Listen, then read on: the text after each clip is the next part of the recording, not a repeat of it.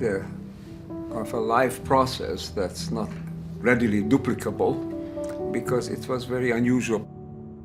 Partly because the war, Second World War, intervened and created 1 year of turmoil where many people around me died and we just scraped through. But mostly because at an early age, my talent for music was discovered. And that made for two things. It, one, put me in a different position in life. And the second gave me an experience, the experience of harmony, of oneness, of coherence, which has stayed with me. But it also gave me that position of being not quite the same as others. Therefore, I've never really accepted what others were telling me that I have to know. I always ask, is that really true? Is that the way it is? And this kind of inquiry, which is a Socratic inquiry, as philosophers would say, you know, is question everything. I was never encultured in a given society. Partly the war, but in a large part, the fact that I was a child prodigy. Now a world-renowned philosopher and scientist, in his youth, Dr. Ervin Laszlo was a brilliant pianist.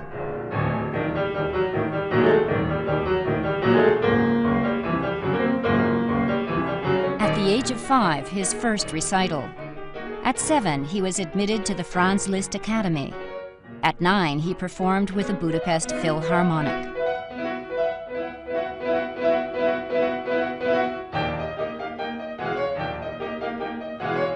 At 15, Laszlo was awarded the Grand Prix at the Geneva International Music Competition. On his first trip to the United States, he caused a great stir as a child prodigy.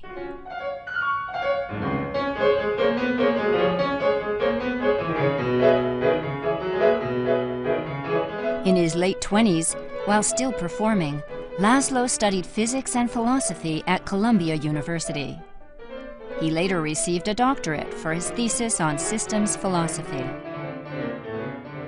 This gave me the freedom, but also the challenge, also the instability, the constant input to try to think for myself. I never, from the age of 12, 13, I never actually attended a school in a normal way until the age of 15, when I left my native country, Hungary. I was what was known as a private student. That means I was enrolled in a high school, but I had to take the exams at the end of each term because I was not able to be present at all time because I had to practice, I had to perform.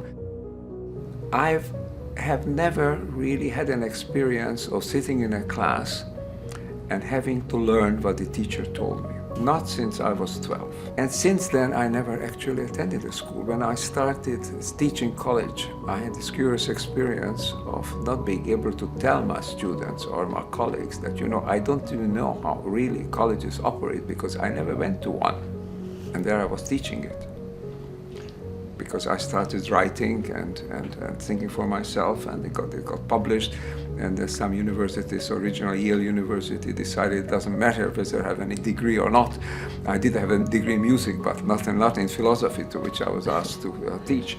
They said it doesn't matter. But so there I was then launched in a career as an academic without having gone through the process of learning the roots, learning the ropes, learning the standard knowledge. I had to learn, as I was teaching the students, I had to learn it first myself so I could teach it to the students. So that is a very challenging life experience, a great deal of uncertainties, great deal of self-questioning, but also a lot of questioning of all received knowledge. I can't recommend this as a standard, but I could recommend the idea not just simply swallow everything that one is being told, but ask, does it make sense? Is there a meaning to it? There's so much that we're being taught that we just learn it because it's in the textbook. But if you really look at it, it's very questionable whether it's true, and then whether it's applicable, whether it does anything positive. So some more of this questioning I think it would be helpful, a healthy element in the system, because it would invoke young people's creativity. And if young people could at the same time understand that they could trust themselves, they could trust their intuition. They could, for example, trust this great current which is coming to the fore today, which says oneness, which says love, as being a basic factor in the world, not meaning by that, just a superficial sexual attraction, but meaning by that a sense of solidarity, a sense of empathy, a sense of being with what the other one is also. I think that kind of phenomenon is very significant, is very positive in the world. It could be encouraged, could be shown that this is really a true, and it's a very positive factor in the world. Then young people would bring in their creativity, would not be just the obedient little pawns in a large game played by the power lobbies, but they would rise up and they say, I have my own ideas about the world, and using the information technologies, using the possibilities of interacting or communicating, beginning to be the change that they want to see in the world. It's a true pleasure to talk about my friendship with Ervin Laszlo. Ervin and I met in the mid-90s. I was introduced to him by David Loy, husband of Riane Eisler, very well-known authors in their own right. I'm a literary agent, so the initial introduction was to see if I could help Ervin, who was very well known in Europe at the time, but not so well known in the United States, with his books. And Ervin was presented to me as a scientist and a systems theorist. And so that was something that really caught my attention, because I had studied Alfred North Whitehead and been a philosophy major for a short period of time at Yale. And Ervin, I later found out, was really inspired by the work of Whitehead and his own work, which led to him becoming the major systems theorist of his generation and currently, based on what he developed as his breakthrough or breakdown nonlinear thinking. But so this caught my attention, and we were fortunate. It wasn't easy, actually, though, to place Ervin initially in the United States because he wasn't well known.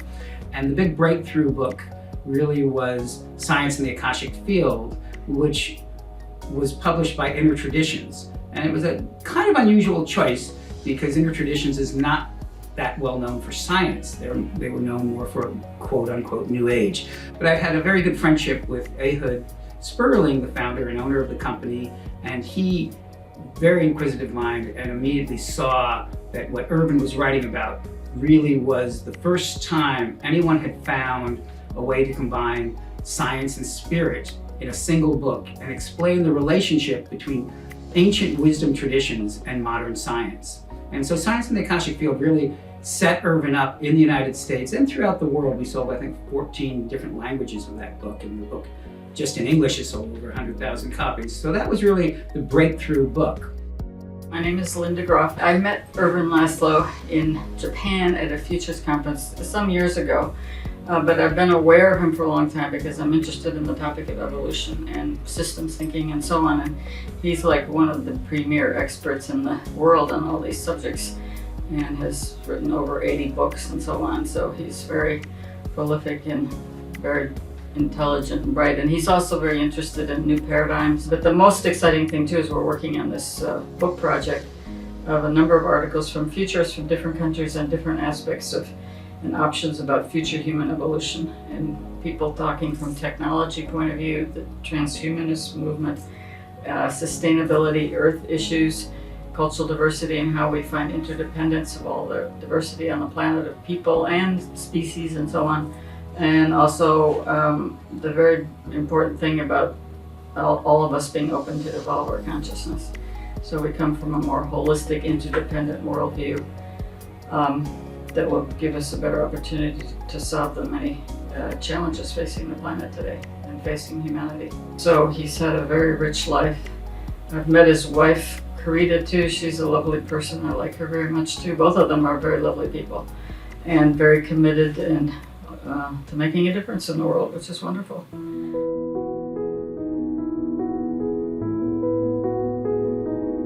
met my future wife on the occasion of giving her a box of chocolates. These box of chocolates were not from me, but from my future father-in-law. Because I met my future father-in-law before I met his daughter. At that time, I was an active concert pianist, traveling in many parts of the world, and I had a concert in Helsinki, Finland. And the gentleman who took care of me, who was part of the concert bureau, became my friend. And he took me out to the airport after my stay in Helsinki was over. And he found out that I'm going to London. He said that, yes, I have a daughter who's just now studying in London, and perhaps you could look her up. After my concert in London, a young lady showed up, because I got also the telephone number, so I said, I have a box of chocolates for you.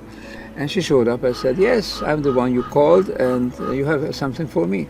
I said, yes, here's the box of chocolate. And that, I thought, would be the end of that. But that was 60 years ago, and it wasn't the end of that. It was the beginning of it.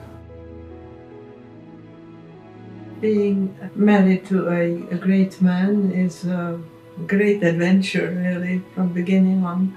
I don't know of other ways. This has been my life.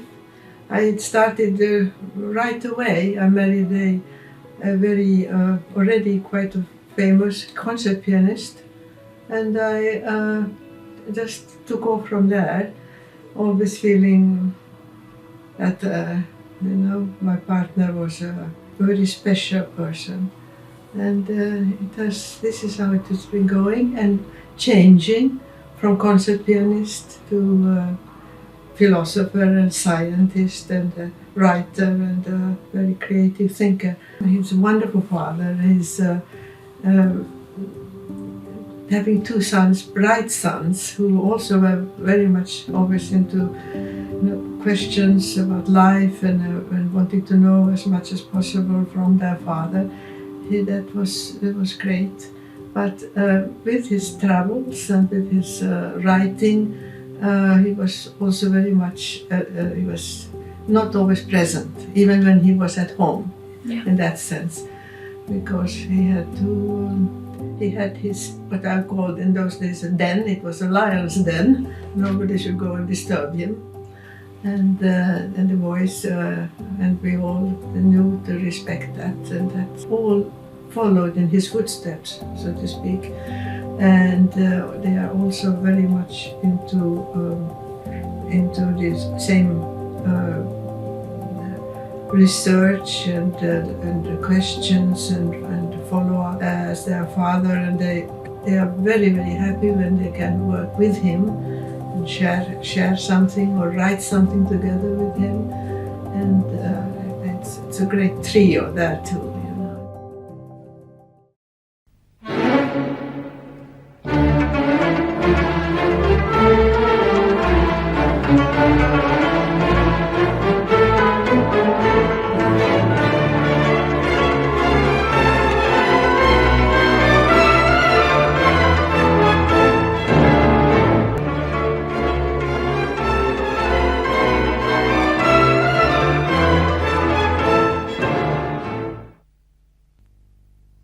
Thinking and producing and leading by example and establishing a balanced society between neighbors, this is what is important. You don't have to look very far to see that most of the problems facing us today are man-made, and therefore the need for a mirror that will accurately represent our own human nature, to hold the mirror up to our human nature, that need has never been greater.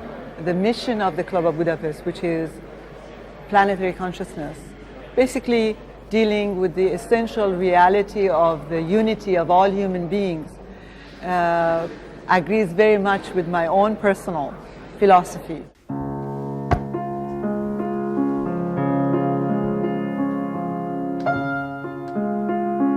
Club of Budapest is one of the most interesting think tanks ever created. Ervin, as a member of the Club of Rome, was asked to create a club that would actually get the science ideas out to a wider public And since he was the only scientist member of the Club of Rome at that time who also had had a career in the entertainment world, Ervin had been a very well received classical pianist. And so he had relationships with Yo-Yo Ma and with interaction with the Dalai Lama and many, many people that are true visionary leaders. So he created the Club of Budapest as a way of taking ideas and bringing them to as large a general public as possible. So we were very honored to serve as trustees. We got to meet Jane Goodall and many of the other members, and the friendship continued to evolve. The Club of Budapest. Now, this is a kind of an international think tank, think and do tank, we like to think, that has various national associations. 17 different national associations at the present time. One of the oldest one is in France, the Club de Budapest France. In France, Michel has created regular programs, regular sessions, and Michel has been a member of that, I think, from the very beginning. One of the key members, the organic founding members, as it were. My experience with him has always been of somebody who is very open, very free-thinking, very much of a visionary. I've been invited to participate in a workshop about a year ago in Austria, which is associated with the Club de Budapest France, and I listened and saw what Michel and his collaborators are trying to do. I made a presentation myself. See, I've served as the founder and president of the Club de Budapest on the international or global level, and so I don't directly participate on the national club's work, except insofar as I'm invited and I'm asked to help along. Then I'm delighted to do so. So this was precisely the case at this time. Design Me a Planet is a topic that is a well-designed metaphor for what we need to do. This is a very kind of a striking phrase, design your planet. After all, we've got a planet. Why do you have to design one, and why a planet? It's a metaphor, obviously, for something that we should say, let's try to design a kind of a world on this earth that we can all live in, that the species, the human species, can flourish in, and that we can all leave to our children. And this is not the case at the present time. We don't have a world like this. So we want to design a world of this kind on Earth.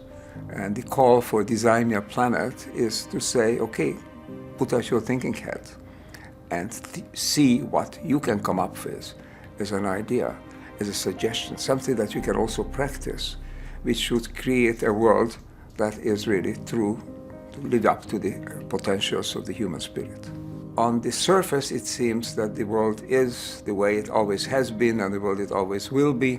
There will always have been wars, there probably always will be wars. They always had problems with the environment. We are having more problems than before, but basically there's nothing all that different.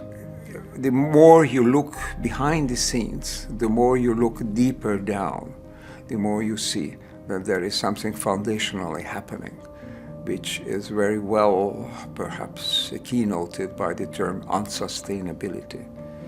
It's simply the world we have got is not sustainable. On the surface, though, it seems, as I said, it's the way it always has been, always will be. What emerges here to the surface is the sayings and doings of politicians and famous people, icons, and sports events, and all these sort of things are going on and occupying the center stage in public attention. Behind it there is something else. Behind it there is a ferment already beginning, coming close to a boiling point. Something that is essentially shifting the world that we have created, because it's now reaching a point where the unsustainability, where the no longer continuability or credibility of this world is becoming evident. And this is already being felt by people. Wherever you go, I see that the people are responding, not necessarily consciously to this particular problem or this formulation of the problem, but they responded to something, a felt, a sensed idea, a feeling rather, an intuition that there is something happening, something fundamental, deeply changing in this world, because it has to change, that we are reaching a point that if we do not change, we'll reach a dead end, literally a dead end. And that, I think, people sense.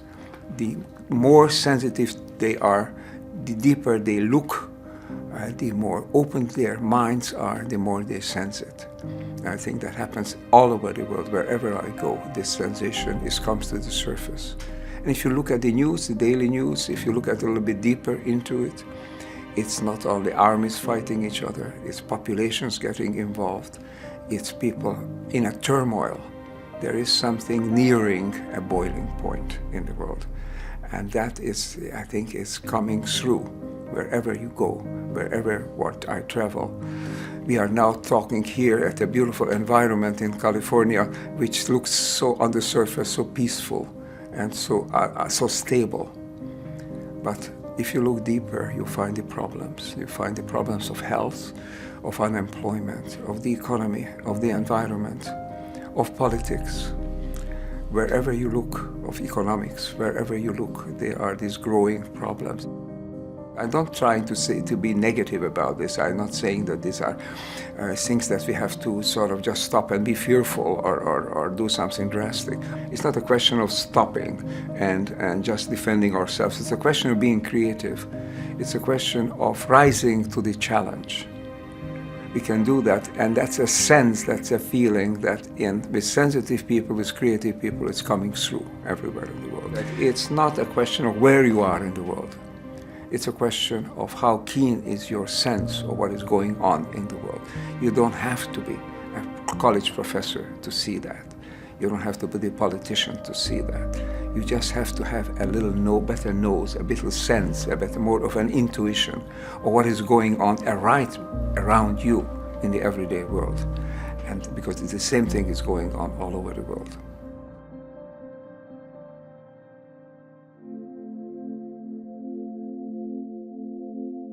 Here we stand, one place on this planet where humanity and nature are in harmony.